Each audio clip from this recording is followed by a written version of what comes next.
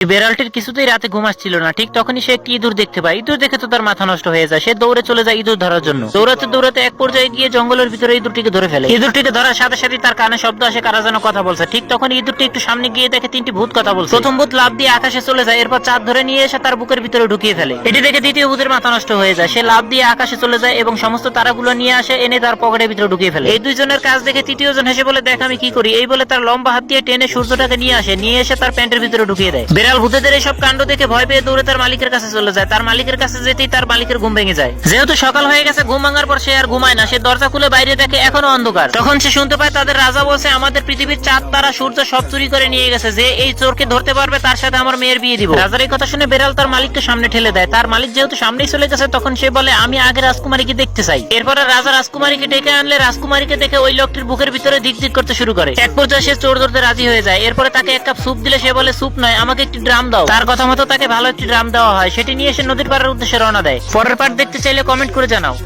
বন্ধুরা, নামাজের কথা স্মরণ আছে তো? নামাজ অবশ্যই আদায় করবে। আর নামাজের দাওয়াতটি ভালো লাগলে একটি লাইক করে চ্যানেলটি সাবস্ক্রাইব করে দাও। পারলে কমেন্ট বক্সে আল্লাহ লিখে যাও।